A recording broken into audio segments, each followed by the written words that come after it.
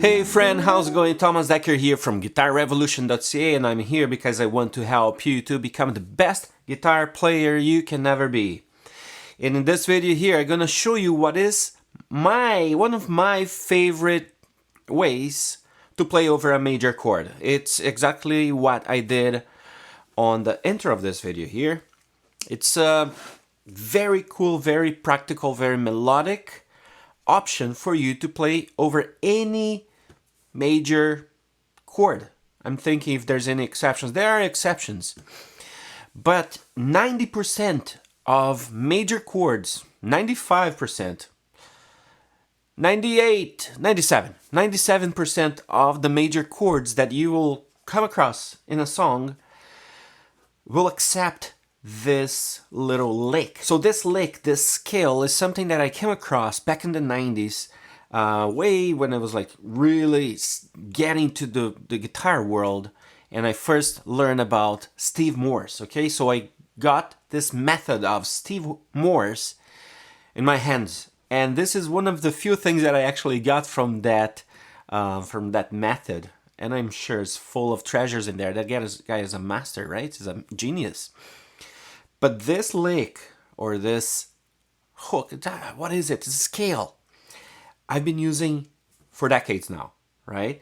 And it's really a really good solution for you in any major situation, okay? Any major chord situation. And it goes like this, very simple. It's actually like a pentatonic scale. It goes like this. Let's get a root here, G. Okay, so here you have G, and you're gonna apply this shape here, and this is what he played on that method. That was the phrase. Anyway, can't remember the rest, but so G. Let me change my sound here.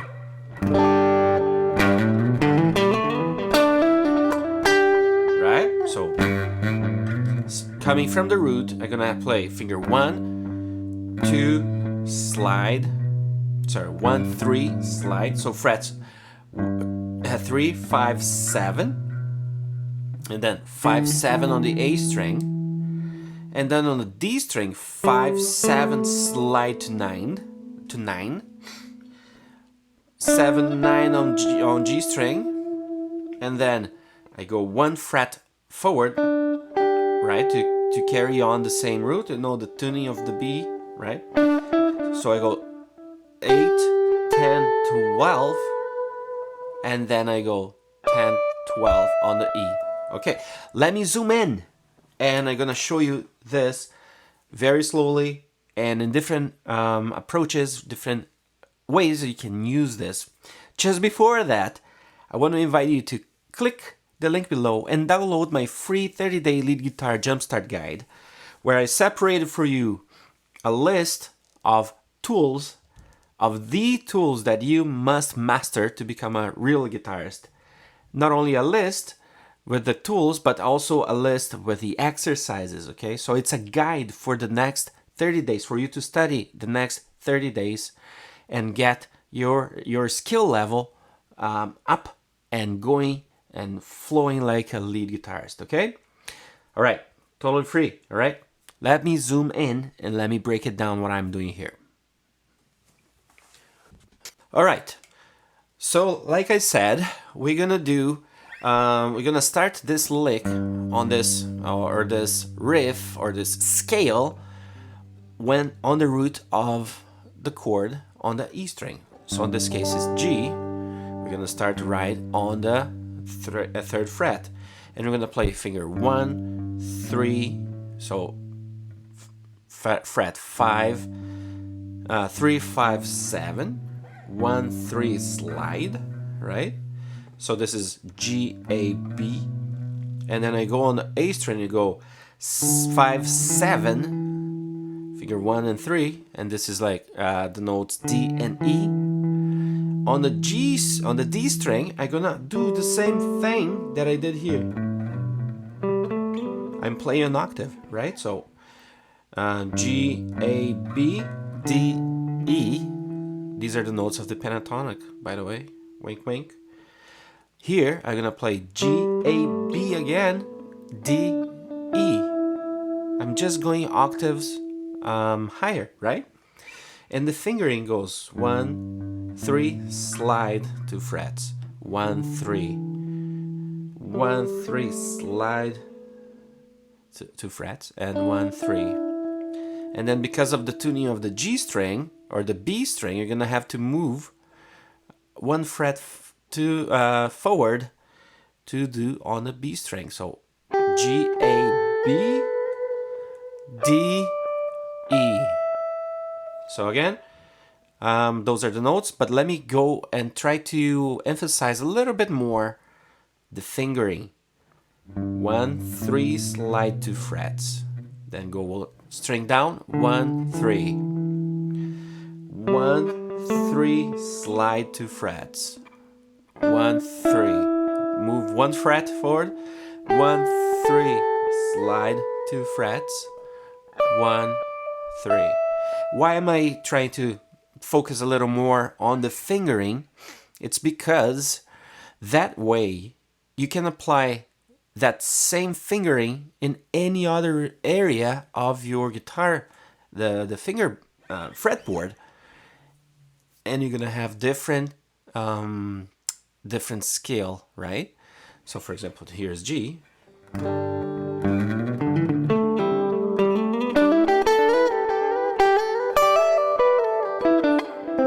Oh, there, right? G.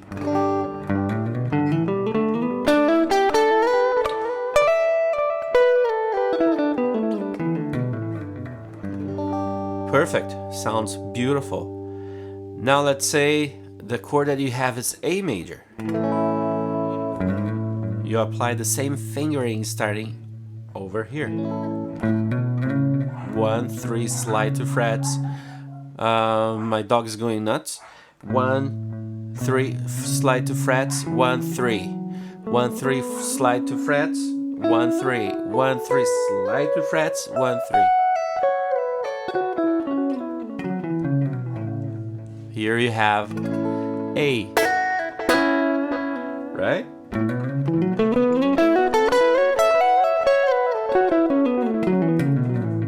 So here you have A. Sounds so good. Let's say you have C major. Your C major is right here on the fret 8. So you apply the same fingering and you have the same result.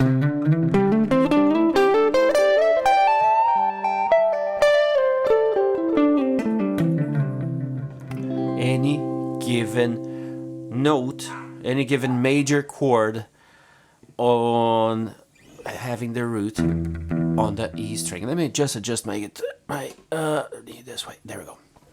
Yeah, that's better. All right, now not everything you're gonna play will be easy to play on the E string. Let's say you can also start that same process over the A string, okay? I just talked to you about C, right?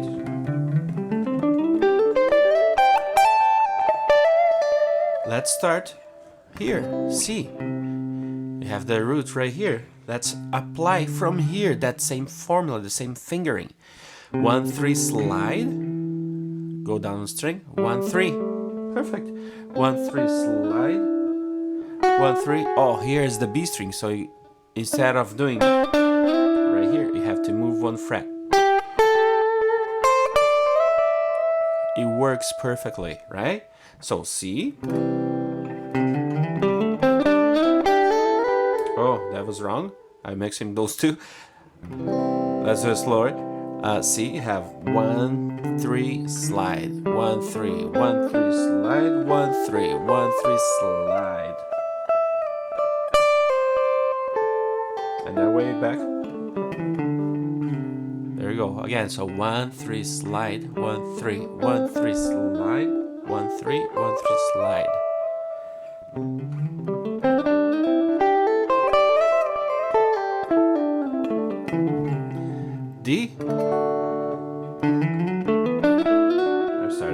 D, right? So C, D.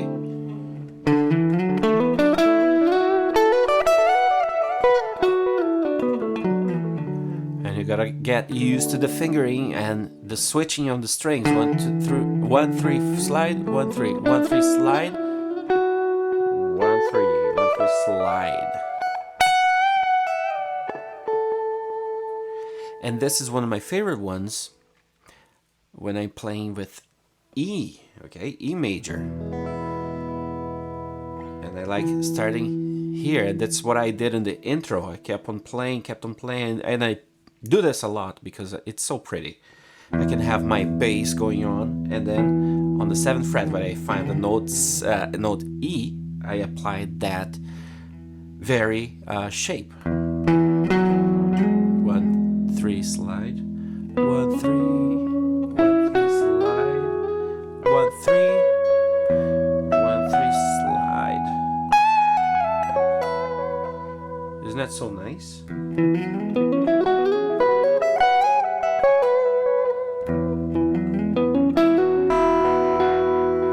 I'm adding open strings down here, the E and B string.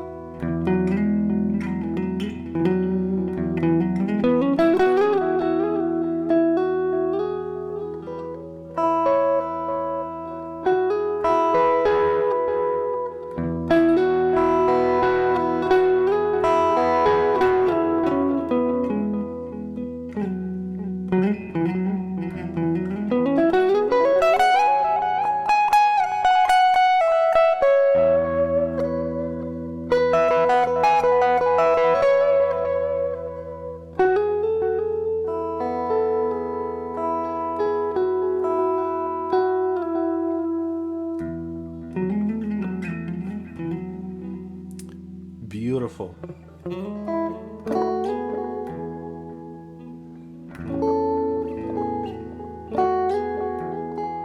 You're already adding the 6th, right?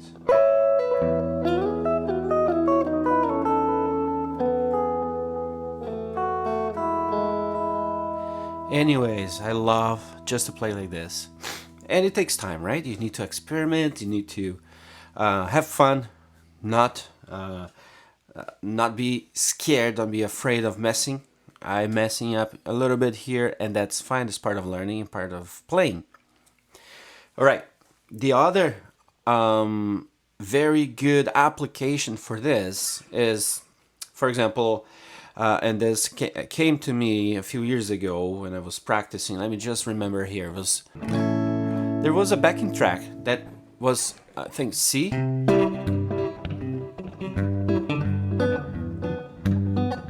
Then A, so C, then G, then went to A,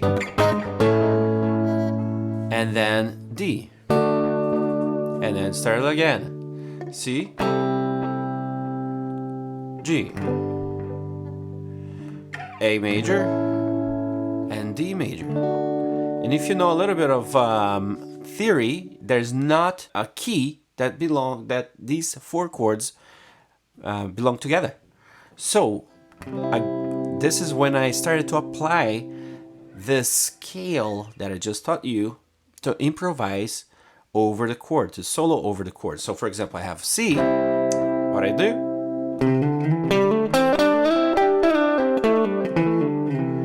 and then G, then A, D, C, G, A, D. So you see how tight if sounds with the chords, right?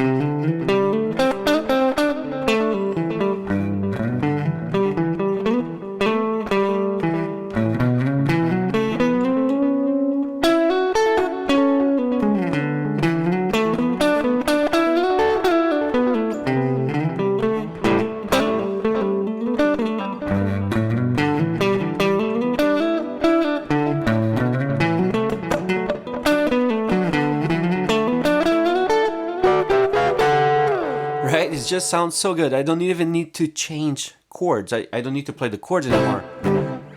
Because I'm playing those shapes that you just learned over those changes, you can hear the chord change without me playing actually the chord. So it's super, super practical, super useful, and very, very, I don't know, very important tool to have on your fingertips as a guitarist. So again, this is one of my favorite ways to come with a solution for a major chord, especially if they don't fit together in the same key, right? Like the example I just gave you. But even if I have just all the chords belong to the same key, I can use that very, very well. For example, if I have G, right? I have a G, C, D, C, back to G, right? C, D, C, and so on. You can hear the chord change without me changing the chords, without me playing the chords. But I'm focusing, just using those two shapes you learned, starting with the root on E, starting with the root on A, and following the chord progression that I can hear in my head, right? Anyways, exercise that. It's very, very good. Very, very important for you as a guitarist. It will open up a whole bunch of ideas, musical ideas, melodies. You know, you'll sound a little bit more like Jimi Hendrix when he plays Little Wayne, right? That's what he does. Focus on chord changes. And that's a way for you to stop playing by key. If you're soloing on the key of G, yeah, you have the major scale, you have the pentatonic, but you can also now apply, and then you have a C, instead of playing the pentatonic of G only, right? You can, because it fits, it works perfectly. You can actually follow the progression. It just opens up with a whole world of options of soloing and melodies. Again, it's such a good tool to have in the fingertips. And again, 97% of the major chords will fit. Let me tell you an exception. The exception will be when you have like a sequence that goes like A, just an example, A minor. So here you play the minor pentatonic of A, G major, F, and E major. That will not fit so much. That E major, right behind F, those two chords together, that last chord, the E major, that's not gonna fit. And there are a lot of songs like that, okay? Hotel California comes to mind. Countless songs. You can know this. You recognize this, right? This progression. This chord, that will not fit. You see, it's a different tension that needs on that chord. That would be more like, that would fit. And that's another lesson. Anyways, thank you so much for watching. Don't forget to download my 30-day lead guitar jumpstart guide, completely free for you to have a guide to study, to practice in the next 30 days and bring your guitar playing to the next level completely free. Thank you so much for watching. Leave your comment, let me know what you think, how you can use this. Let me know what else you want to learn, and see you in the next lesson.